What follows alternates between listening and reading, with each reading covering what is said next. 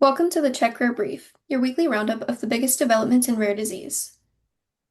Each week, we explain why those stories matter, not just to one specialty, but across the entire rare disease community. Whether discussing the latest clinical trials, conference updates, or updates from the FDA, will help you stay up to date in just a few minutes. I'm James Radke. I'm Peter Suzuki. And I'm Madeline Spencer. This is the CheckRare Brief. The FDA approved Takeda's Orzeyful, Oveporexton on August 5th for the treatment of narcolepsy type 1, nearly 2 months ahead of its September 30th target date. It is the first approved orexin receptor agonist for narcolepsy. Jim, what does this approval mean for patients?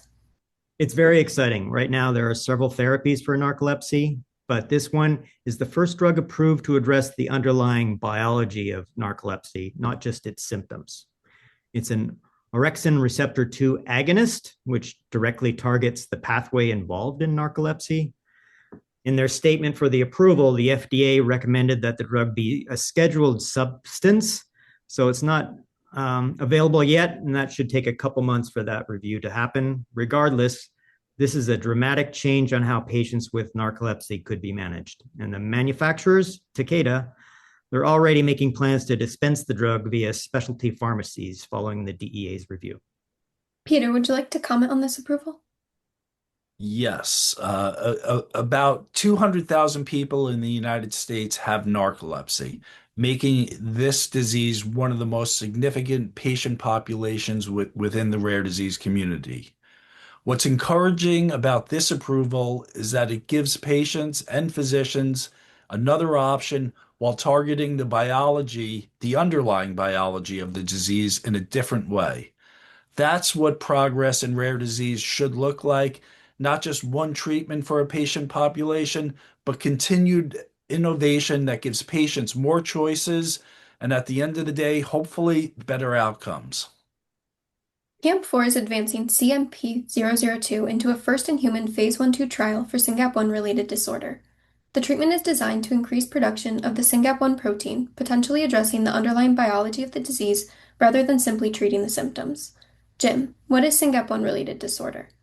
It's a genetic condition due to a random mutation in the SYNGAP gene. It's not inherited per se. It's an extremely difficult disease for the family and the children involved. They have autistic-like behaviors in addition to seizures, GI problems, intellectual disabilities. Right now, there's no treatment for this condition, and families are very eager to get this trial underway.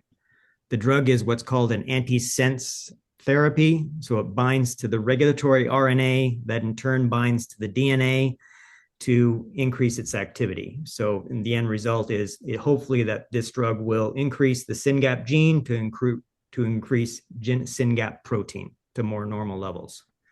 There's still a long way to go, but this is a huge milestone for this community to finally have a therapy that goes after the pathophysiology of this disease. 10 years ago, SYNGAP wasn't really on anyone's radar, and now there's a trial starting. Can you comment on that, Peter?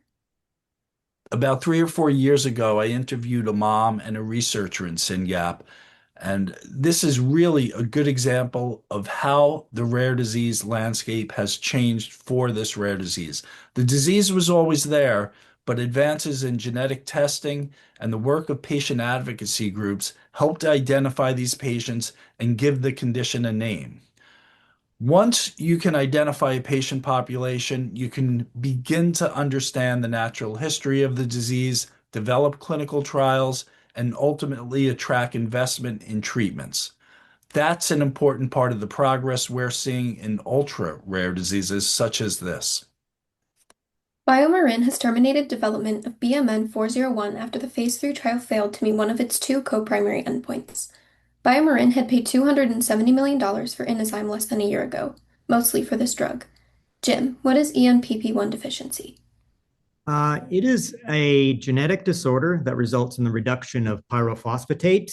That creates a number of problems throughout the body.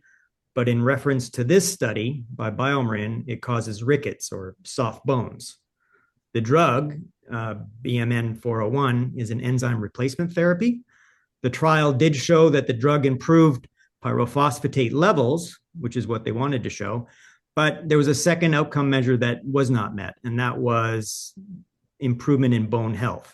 And that was a clinically relevant measure that the FDA required. I looked through clinicaltrials.gov and other resources, and I didn't see any other clinical trials currently in development for this condition. Peter, this is quite the setback. Is this common in drug development? Well, a failed clinical trial doesn't necessarily mean the underlying science was wrong. It could reflect the endpoint, trial design, or the magnitude of the treatment effect. In this case, BioMarin took all of these things into consideration and came to the conclusion that the best approach was to stop any other development for this therapy. A lot of time and money goes into getting a drug into phase 3 trials, so it was probably not an easy decision for BioMarin to make. Very disheartening for this community. Half of the children with this disease do not live past 6 months of age. So when a trial like this fails, it affects a lot of people, and it's hard to see.